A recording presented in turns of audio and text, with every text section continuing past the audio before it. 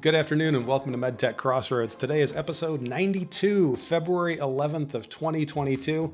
As always, the COVID news to start. But after that, a very special event today brought to you in partnership with MichBio. I will be joined by Stephen Rapundalo, who, if you're not aware, besides all the other things this guy does, he is really the guru on all things FDA legislative. And so he will be bringing us an FDA legislative update. We'll be talking also about recent FDA guidance documents. There's probably more here than we can even pack into one show, but we're going to do our best to get it all in. After that, we'll give you a hint of what's coming up next on MedTech Crossroads. We're right in between series. And a little bit of time for Q&A at the end, and we'll send you on your way at the 3 o'clock hour.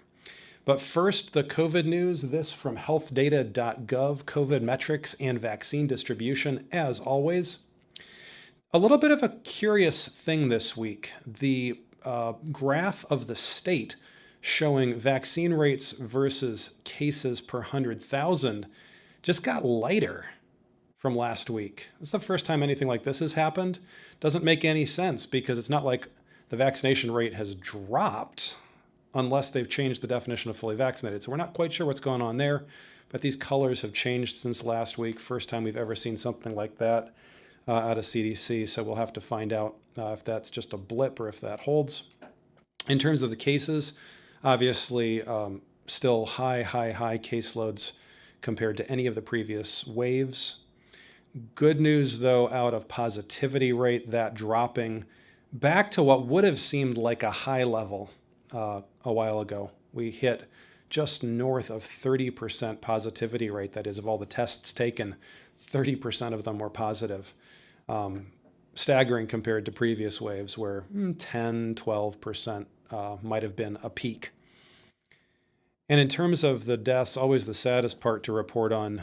Thankfully, the deaths continue not to climb, but they are holding. So it's a wider wave than it has been previously. So the volume of deaths, sadly, could indeed be as high during this wave.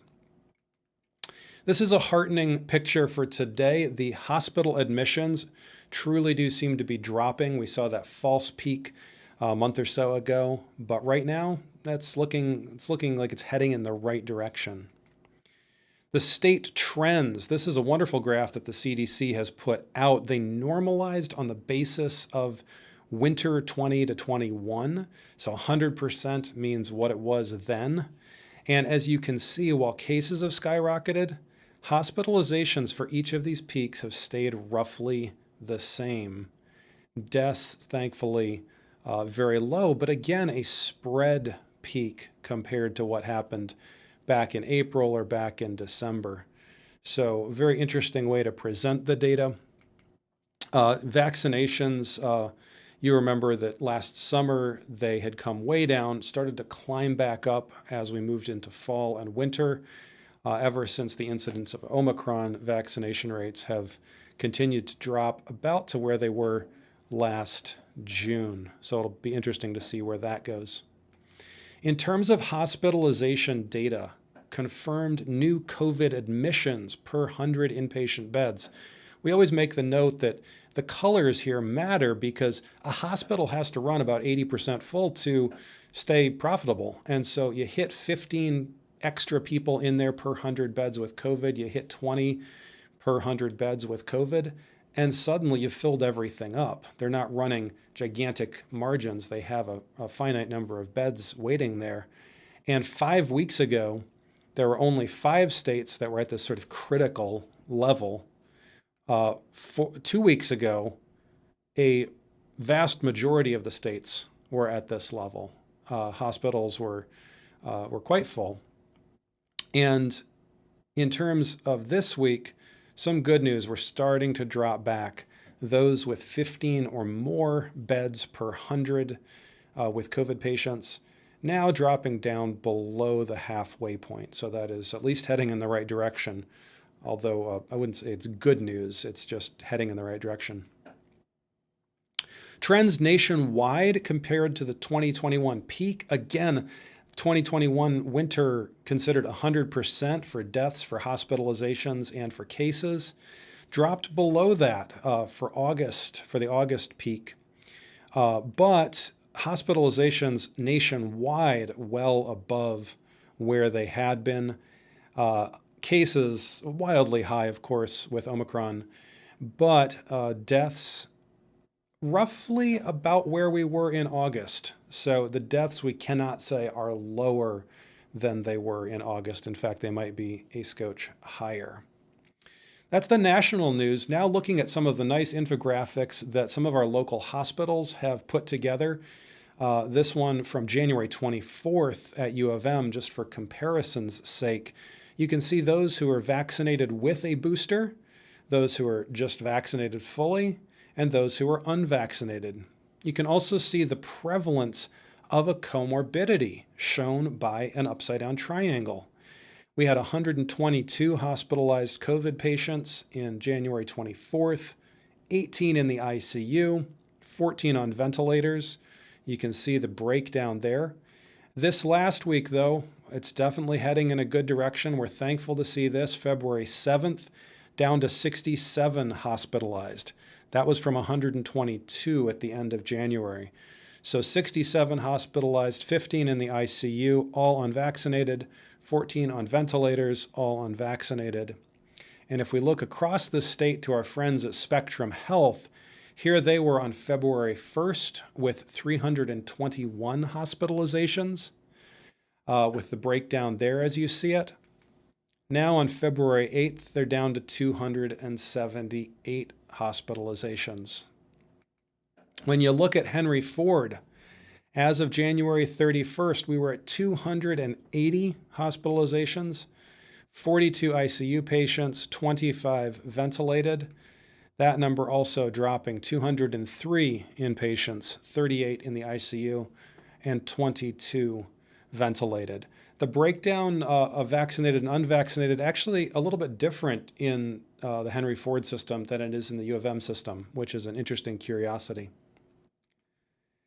Also, this came out this week, the prevalence and durability of SARS-CoV-2 antibodies among unvaccinated U.S. adults by history of COVID-19. This was a really interesting study, but the upshot of it was, among those who were unvaccinated, those who had a positive test result continued to carry antibodies for up to 20 months. So that's generally good news.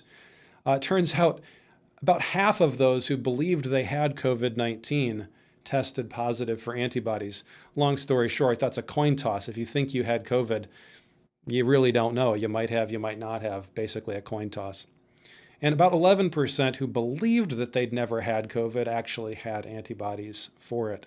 So an interesting study. Of course, we have to mention this is not medical advice. If you think you've got COVID, talk to your doctor. And also, antibodies are not an indication directly of immunity. They're one of the things that doctors go off of, but they're not the whole story. So that's the COVID news for today. In between series, last time we were doing a series on education, higher education. How do you get people into the MedTech industry? We talked to some wonderful educators putting out some wonderful programs. I'm going to tell you at the end of today what we're doing next, the next series coming up.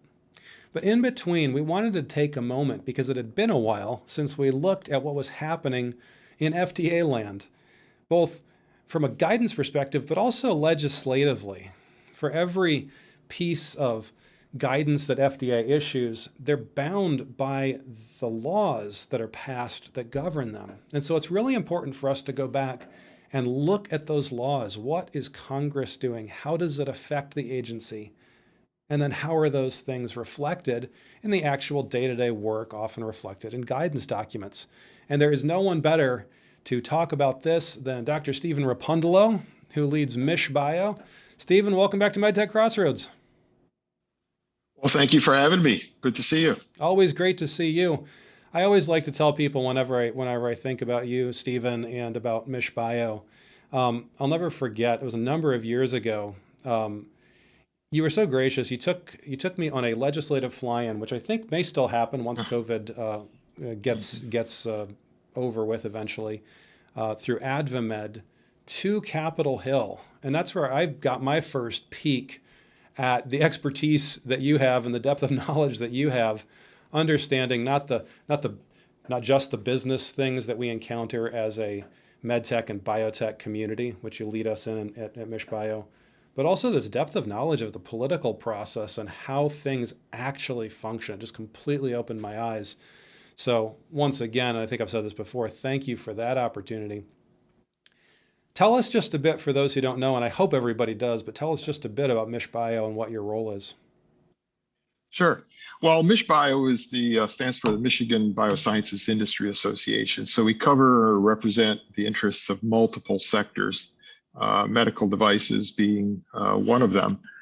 And I mean, most people should think of us as sort of like a chamber of commerce for our industry. So, we're member driven.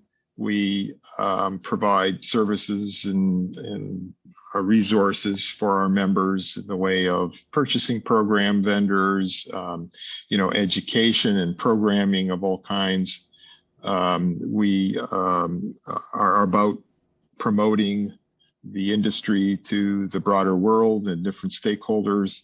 And then, as you mentioned, we're certainly involved in public policy and advocacy, both at the federal level as well as at the state level. And there's one of us pretty much in every state. There's only a handful of states that have a separate medical device association. Most are like us, where we cover other sectors like pharma and so forth. And then we are a formal state affiliate of several national and international organizations focused in our life sciences, biosciences space. And in terms of your audience today, the most relevant ones are as you mentioned, AdvaMed, the Advanced Medical Technology Association, which historically was the big companies, but now they've broadened themselves to include everybody from the multinationals to the 1-2 person startups, as well as the diagnostic space.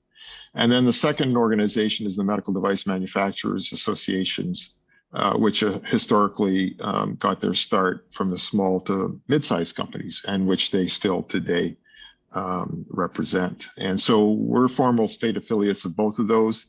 And why that's important is, they are sort of there in DC, monitoring daily the Hill and the agencies. They're the direct conduit.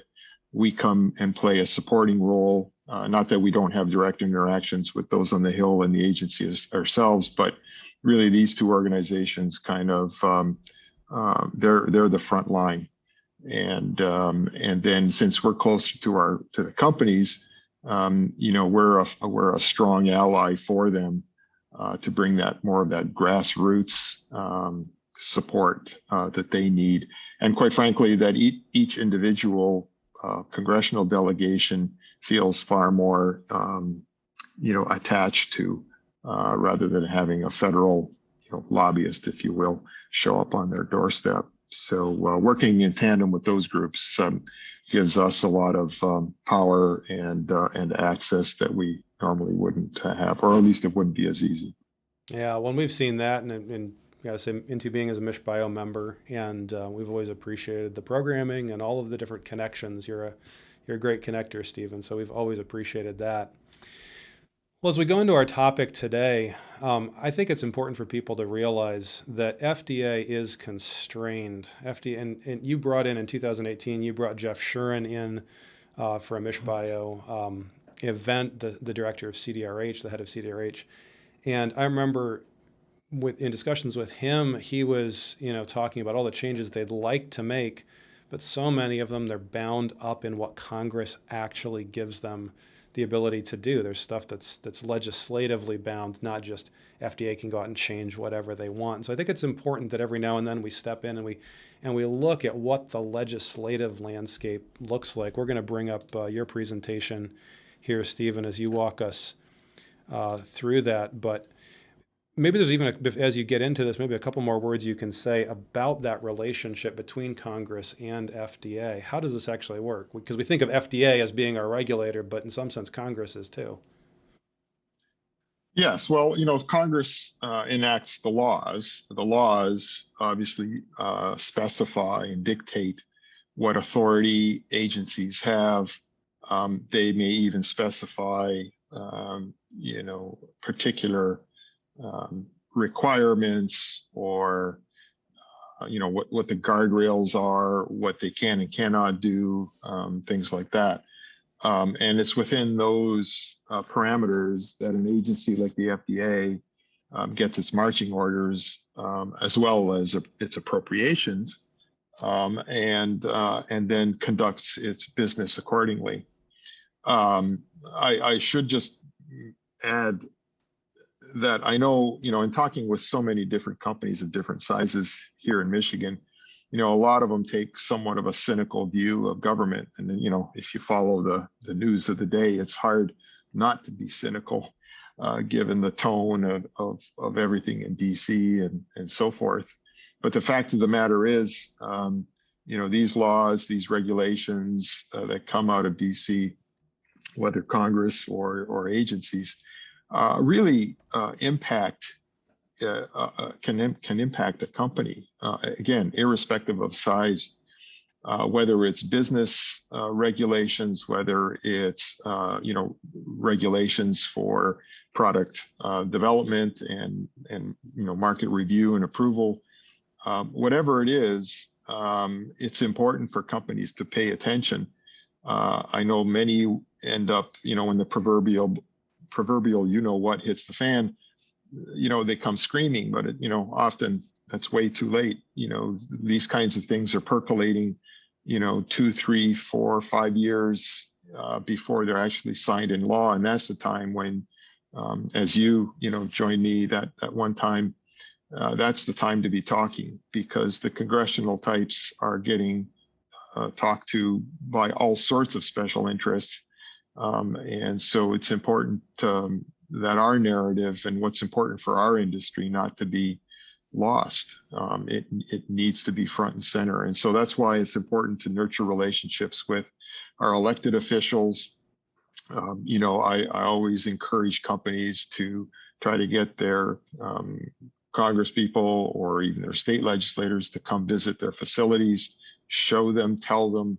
It's those kinds of stories that hit home, as opposed to, as I said earlier, some hired lobbyists to come knocking on their door, because it's you and your employees who then are the ones who vote, and so the elected official will always listen first and foremost to you rather than the hired guns. Well, and you've been saying these sorts of things for years and teaching people this and making the pathways for those kinds of things to happen, Stephen. Actually, it's interesting because as we came out of our higher education series here on MedTech Crossroads, one of the things that struck me, I think it was Professor Stegman, he was teaching, new students or master's students.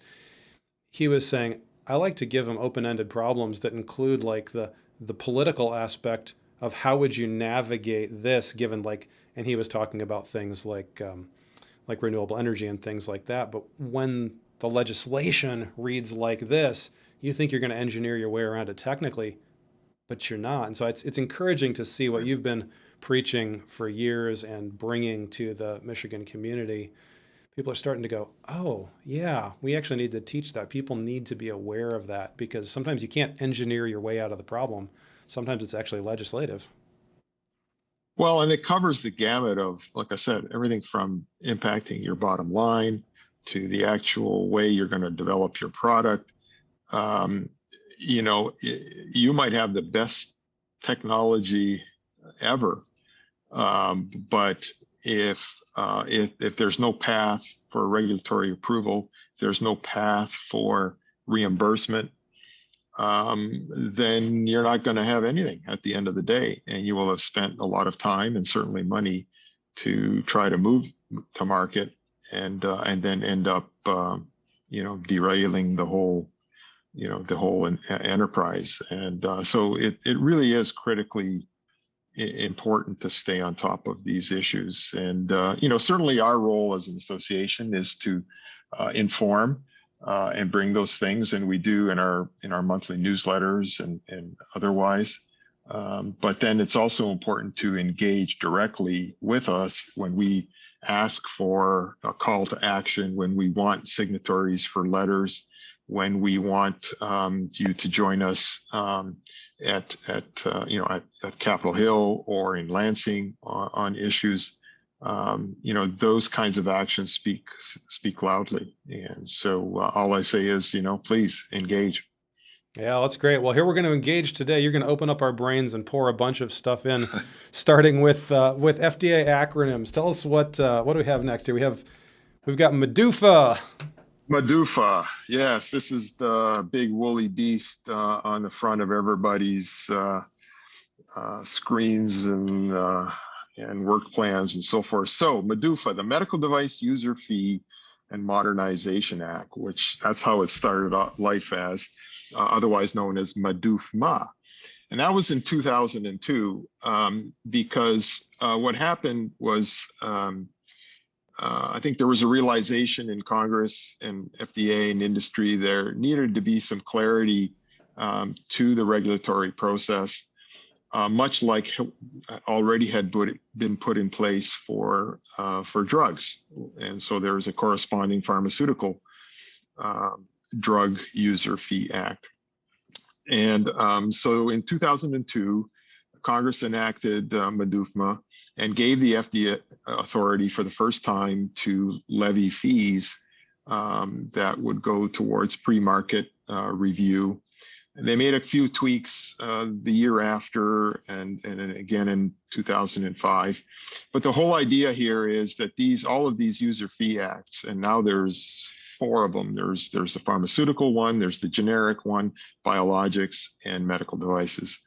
These are need to be reauthorized every 5 years. And if they don't, there are implications because the fees collected pay for the FDA to review, do the pre-market reviews, and so that your products can be approved and then move on to get CMS approval for reimbursement and onto the market. And if they aren't, if these acts are not reauthorized, that means that the FDA will be put in a position where they're going to have to cut loose personnel because there won't be any funding available from the user fees to fuel that review by those individuals. So we're now approaching MDUFA 5, and I'll speak to that in a second. But MDUFA 2 came along in 2007 and basically added a couple of types of fees, both the establishment registration fee and the actual product fee. It got renewed again in 2012. They changed a few definitions. They increased, which allowed them to increase the number of companies that would have to pay the fee. And along the whole way here, one of the big beefs by industry was the length of time it took to get pre-market reviews completed. A lot of complaints that it took longer than, for example, if you were to go get your CE mark in Europe. And so that, the FDA was basically dragging its feet. There wasn't really good accountability. Performance was not high.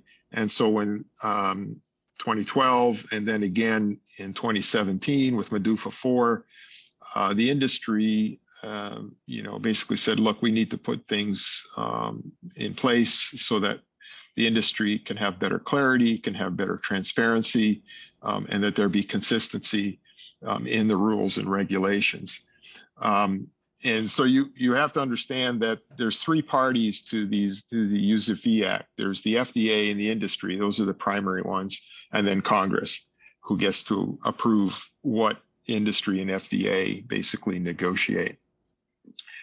So in 2017, which we were involved in, along with the national groups that I mentioned, there was much more emphasis placed on performance and pay per performance. There was things like greater patient input that was integrated into the procedures. They wanted to see more quality improvement. And I just, hold on here. Somehow my, there we go. And so there was, again, to address some of the lag in timelines and so forth, and to really hold the FDA's feet to the fire. And really what has occurred when all is said and done over those different MDUFAs was a definite improvement in FDA's ability to conduct their pre-market review in a timely manner.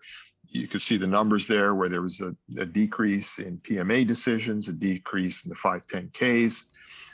For the first time, de novo products were highlighted. There were other areas relative to CLIA that were improved.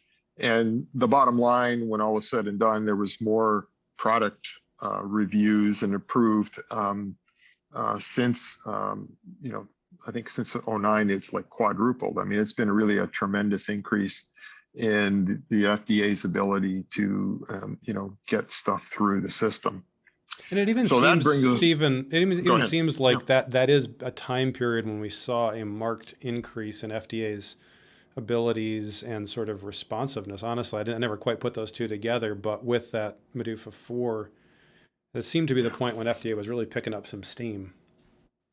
Well, and I think the industry, we kind of took it to the FDA. I think in prior years, certainly the latter part of the prior decade, the 2000s, the FDA was not recognizing or accepting the fact that of industry's concerns over timeliness and so forth. And so I think in each subsequent MDUFA agreement, the industry has endeavored to put more and more, expectations in place relative to performance. No different than what businesses do internally, right? I mean, it's just that the FDA was not really fully appreciative of performance and the impacts that was having on novel products coming to market.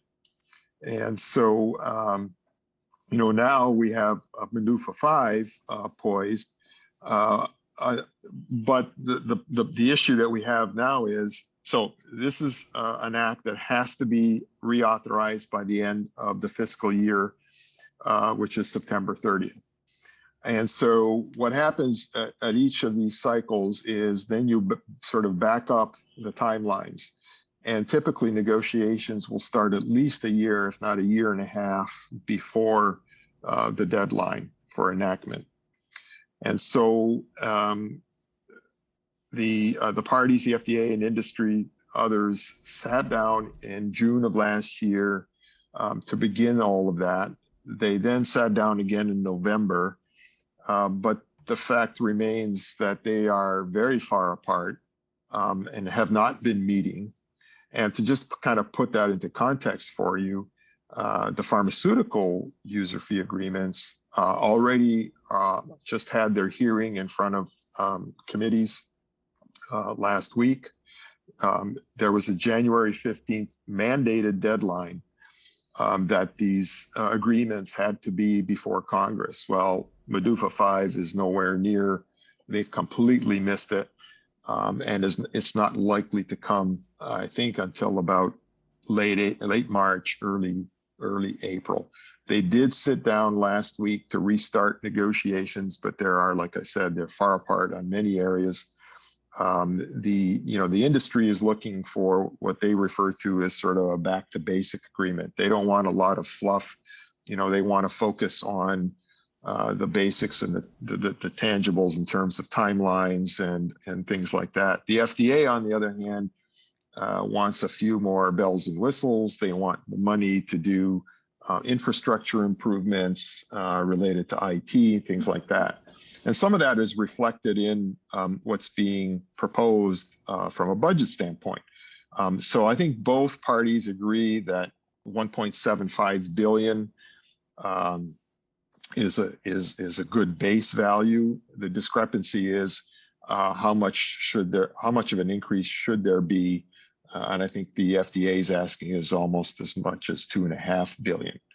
But some of that is colored by the fact that there's still 209 million of balance being carried over from the prior MDUFA, and there isn't been any agreement on how that should be deployed. If I think the industry is saying, look, you can't increase the fees on us when you haven't spent all the money we gave you the last time round. What are you planning to do with it? But there are issues related to,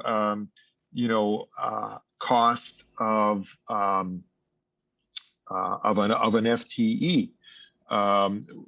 The way the FDA is looking at it, I think, as I recall, the number was, they were saying, oh, well, it costs us about $325,000 for an FTE.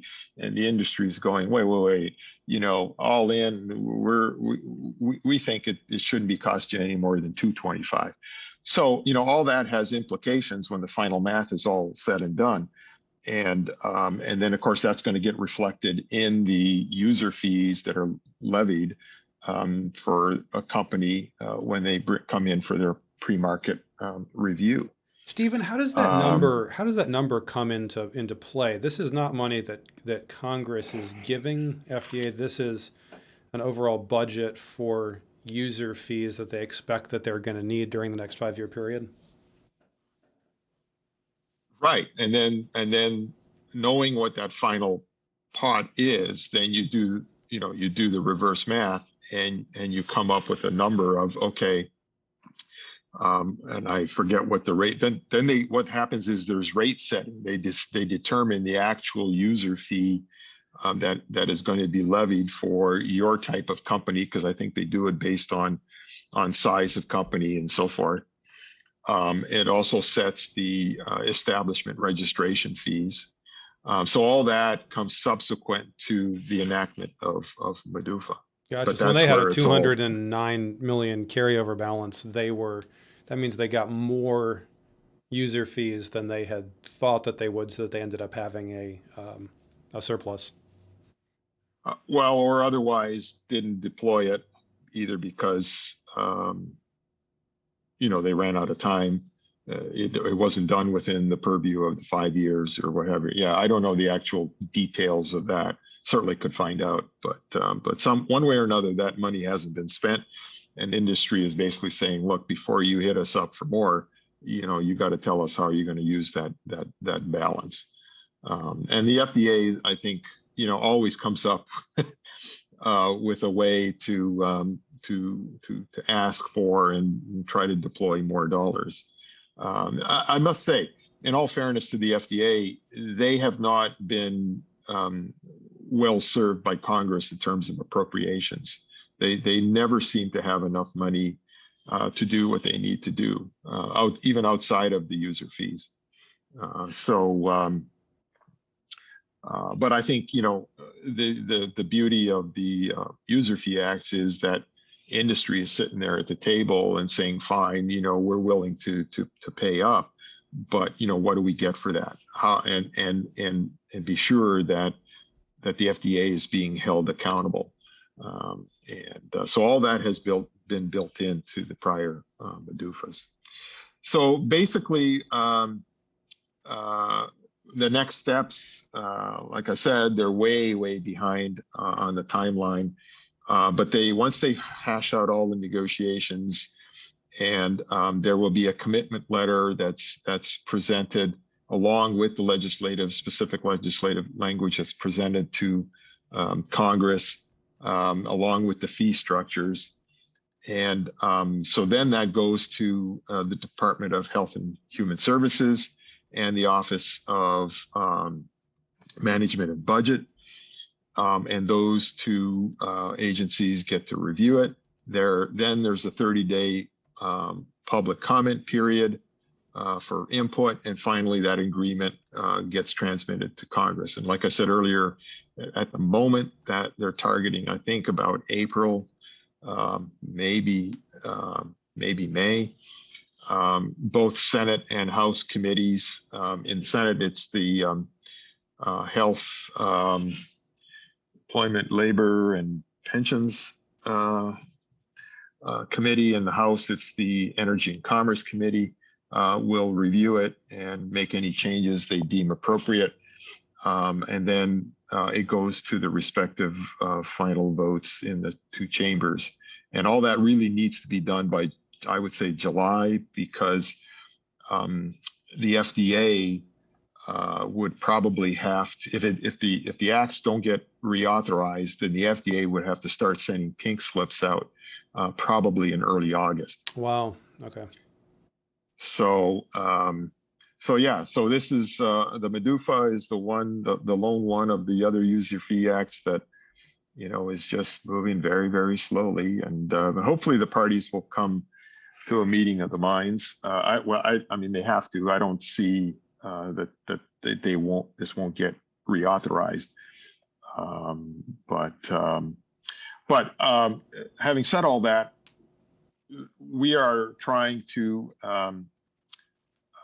It's not a simple matter that once this lands in Congress's lap, that bing bang boom, they go through the motions of committee review and things like that. You have to understand that when this hits the congressional offices, the staff review it and so forth. Well, there's a lot of staff there that weren't there 5 years ago and have never gone through a User Fee Act reauthorization. So they need a lot of education. And that's where groups like us come in, where we will be knocking on those doors and asking for meetings and sitting down, going through the key points of why this is important, what it means for the industry, what are the implications, and so forth. And that's going to be done through various ways. One, certainly by one-on-one meetings. We're planning to do congressional briefing on the pharmaceutical one in about a week or so's time.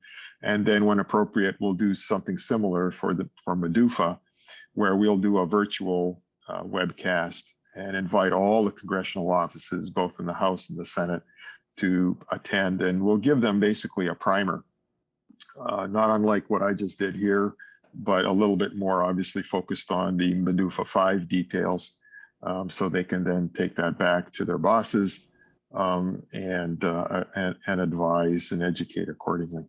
So that's very cool. It's cool to know that you guys are doing that, and it's good that people understand that that's happening behind the scenes, because these things do matter.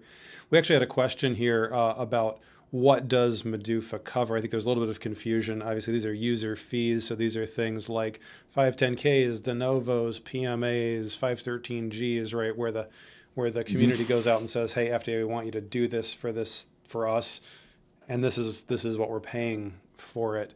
Is that roughly correct? What else would you say goes into MDUFA? Yeah, no, I think that's pretty much it. I mean, it's like going through it's analogous to a labor contract negotiation, right? That you would see from the car companies running between UAW and a car company. It's the same thing here. The industry is sitting down with the FDA and saying, okay, what are we getting, in this deal? What do you want? Here's what we want. And they're trying to do a meeting of the minds. Of course, it's a little different because these are products that obviously are going to impact patients and lives. And so there's a lot of scrutiny. I would say to people that haven't been, engaged in this kind of, in the user fee, something out, I would encourage people to review some of that stuff, and you'd be amazed what's buried in there. And you may very well find something that you will find impacts your own circumstance, and that's precisely, of course, why they're seeking that public input, because there may have been something that the industry types and FDA may have missed. So well, this is always the fun thing that people aren't aware is that these can be reviewed. I mean, anybody who's got an interest in it can go review it. They can feed back. This is true for things like this. It's true for things like the guidances that we'll talk about later. Yeah, exactly. What would, Stephen, as we go on to the next one, what would be a win for these MDUFA negotiations from the standpoint of industry? Maybe one or two top wins. How could our lives be better in the world of medical products delivery, and I guess I'll cross-cut between devices and drugs too. I mean, just the whole thing. How can industry be better off through these negotiations? Well, I think, you know, a lot of emphasis is placed on performance and timelines. Um, I think that's got to be one of the top priorities, is getting these reviews done in a timely manner and in an efficient manner. Meaning, you know, that you know, in the old days, of course, everything was pushed by paper. You know, so streamlining, making sure that the digital, you know, online platforms are working for those that are having to submit these all the materials for the reviews. And that correspondence and communication is done easily back and forth during that review process. You know, and of course that means, and that's why the FDA is, you know, I think the last go around and now this go around is seeking more dollars to improve their IT infrastructure, because I think there's a feeling that really those aren't operating optimally as they should be. Yeah, good. Oh, you had a strike through there. I think you talked through that Oh one. yeah, sorry. That means that had, you know, they completely blew past that deadline. Blew the thing, yeah. Well, let's go on to this, and just as a time check, we'll have about 10 more minutes as we Yeah, go through I this. think But I'm not going to go through all the details of no, this this. is really good I stuff. think, yeah, well, yeah, but if nothing else, it gives you the flavor of the detail that a lot of legislation, you know, brings to the fore. And so, you know, some of these things are excruciatingly painful deep dives. But anyways, prevent medical device shortages. A lot of legislation we're seeing now has emerged because of the pandemic experiences, and this is certainly trying to address, you know, shortages in PPE during times of crises, and so you know, there's various features that would require manufacturers for notification, and inform various stakeholders, and not least to which the government, about what shortages may or may not be poised to happen. But as with everything, and you know, the devil's in the details. And my last bullet there, you know, speaks to the sort of, I think there's proposal to change some definitions, which would mean, you know, that both the number and the type of devices that would be subject to these regulations. In one respect, there would be the need for more risk mitigation plans for each product at each facility.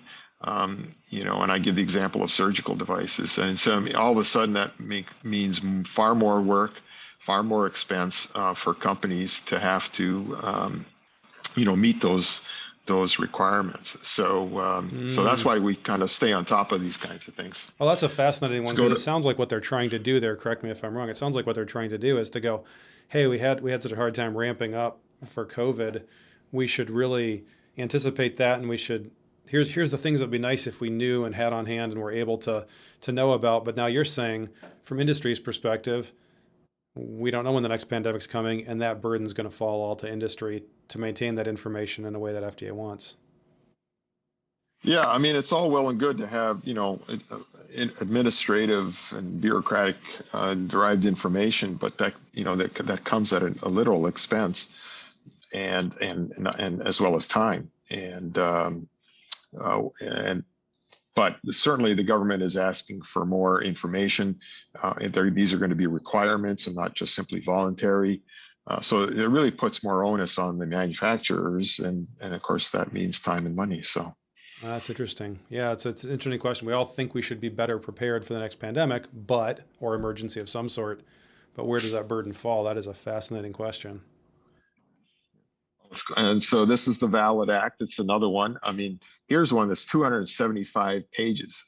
Some of these bills are not inconsequential in terms of length, and so now what this tries to address, this is more for the diagnostic space, because heretofore the FDA really doesn't have much ability to regulate laboratory developed tests, and so this act is trying for the first time to require certain things and put the FDA in a better position to ensure that these diagnostic tests are going to be valid and consistent and impactful.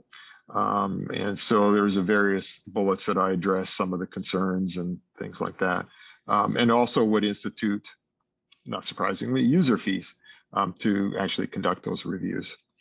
So that's a fascinating one too, because of course lab developed tests have been for the better part of 20 years something that a lot of diagnostic groups will do. They'll develop a test within their own lab.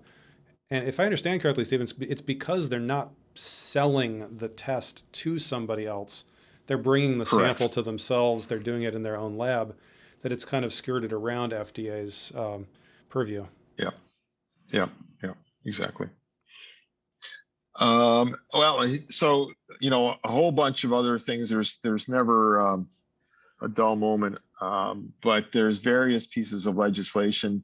Again, a lot of it arising because of the pandemic experience, but trying to, get a better handle on PPE manufacturing, trying to get some of that reshored, trying to address EUAs and utilization of real world evidence to support pre-market applications for a variety of medical products.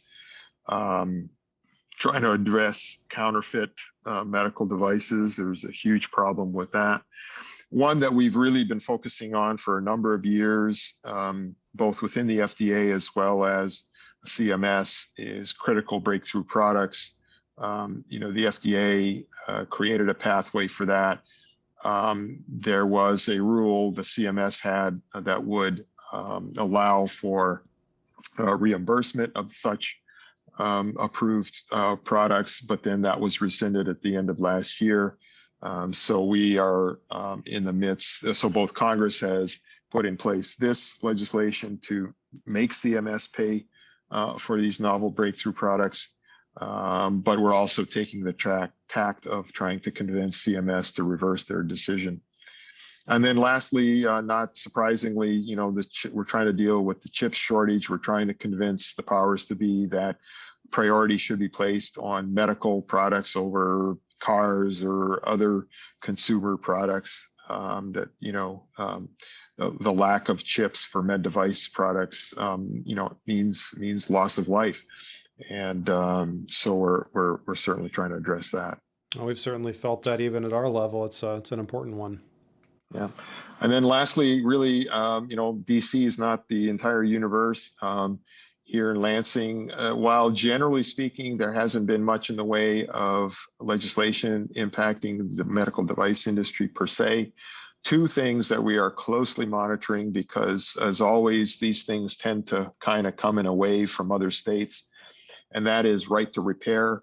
And this is where there are folks out there who want to be able to repair whatever, everything from farm equipment to appliances to phones, but are not discriminating or distinguishing those from, for example, medical devices, where traditionally the ability to repair has been within the purview of the OEMs and so forth, because there's concern of quality control and regulatory, concern over intellectual property protection, and safety in terms of cybersecurity and so forth.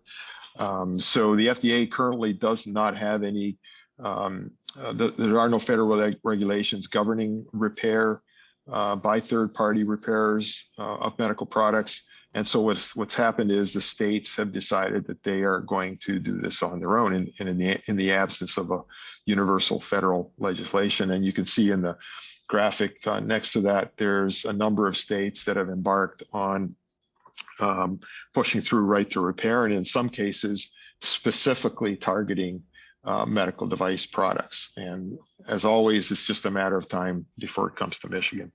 And similarly, in other areas, data and consumer privacy, And because there is no one single federal law that governs all that, there's a whole bunch of them. Most people are probably familiar with HIPAA in the case of medical devices. But now 3 states, California, Virginia, Colorado, have enacted their own privacy laws. I would say they're probably a step or 2 or 3 closer to what Europe has. The concern of the industry is, of course, having to abide by 50 different consumer privacy laws. And these are capturing much more than just what HIPAA would. So companies who don't have to comply to HIPAA may not be so lucky with regards to these newer privacy laws. They may be captured by that too, and they may have to. So again, one has to be paying attention to this kind of stuff. So I'll just stop there. Stephen, that's great. We had a question here, the slide. They wanted a little zoom in to see which states had these laws. We're trying to zoom in there just a little bit on that. That's right to repair. That's privacy legislation tracker. It's a little bit fuzzy. It may come across clear in the final recording. Well, yeah, I mean, California always tends to be a leader, for better or for worse, on so many things. And once they put in something in place, it's a lot of times it's like I said, it's just a wave that just starts coming across the country, and sooner or later it does end up here in Michigan. That's great. And we had 2 questions from Peggy here, and we're going to take the time here that we have remaining to answer these, Stephen, because I think this has just been so helpful. And we'll come back to guidances later, but this has been amazing. So there's Stephen's email. If you want more information about MichBio or about legislative things or where the dots are on the map, I'm sure Stephen would love to get an email from you, stephen@michbio.org. He'd also love to talk to you about membership in MichBio because they're a great organization. Did I say that before? Yay. Other question from Peggy. Can Stephen discuss the status of the breakthrough-related reimbursement bill? I don't know if that triggers something in your mind, or we can ask Peggy for a clarification. Where in the process does this stand? That's House Bill 4043.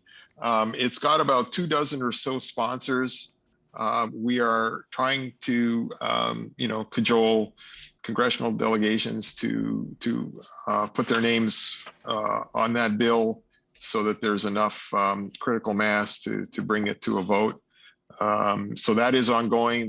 Like I said, there's going to be grassroots efforts in that regard. So that's the status of that bill at the moment. That's great. We appreciate that very much. And for all of these legislative updates, Stephen, this has just been wonderful. And it's always good for people to see what's going on behind the scenes and to know they can be part of it, right? I think that's very, very important. That's what you opened my eyes to so many years ago. And as we talk about any of the things we ever talk about on this show, about how you actually do the tactical walking along of products and clinical stuff and everything else, it's all being regulated by what Congress is doing. I want to just. I just wanted to add one final thing, and that is to say that, a lot of this kind of stuff we're bringing forward to our various committees, member-driven committees, and of course we have one for the MedTech space, and of which, of course, you are now the new sponsor for that committee. So thank you very much. But we'll be bringing a lot of this legislation and other stuff to bear at our next committee meeting. So if people want to participate in that, just get a hold of me and we'll tell you how you can participate. Yeah, we really appreciate what you're doing there, Stephen. I hope you'll hang with me here for the next couple of minutes. We're just going to talk really briefly about guidances to whet everyone's appetite. I know you and I both had some guidances that we were queued up to talk about. We will get to those another time.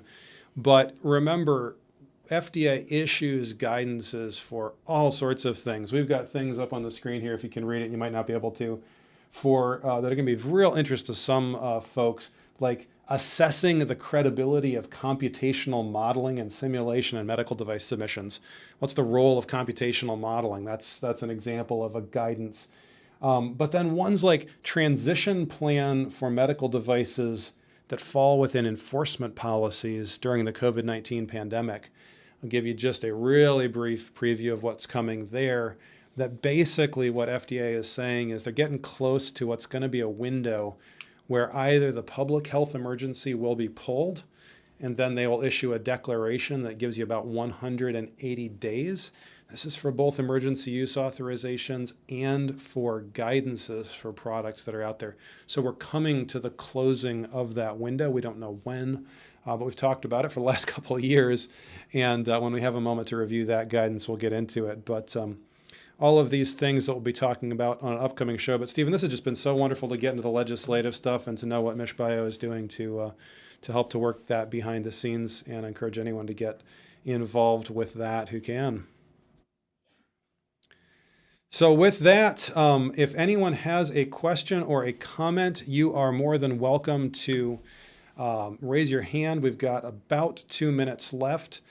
And while I'm waiting to see if there are any further questions, Peggy and Ken, thank you for yours. With the remaining seconds that we have, Stephen, I wonder if you'll give us a final thought on all this. The final thought is it never ends. I think there's job security in this. But yeah. No, that's the way it is. And we try to make it better as we go along. So I thank you, Stephen, for being here. And thank you to all of you. I guess I do have one more slide I got to show really quick in our final seconds here. We're going to go all the way down through here. We're going to get to it. Here it is. Next up, starting next week, February 18th through March 11th, we are going to be focusing our new series on customer discovery. We're marching through the product development process. We're talking about, first of all, higher education. Then we're talking about customer discovery, because that's where your product needs to start. We've got wonderful guests coming up starting next week with Kevin McLeod from C2DX. I will look forward to having him on the show. And thank you all for being here today. Look forward to seeing you next time on MedTech Crossroads. Bye-bye.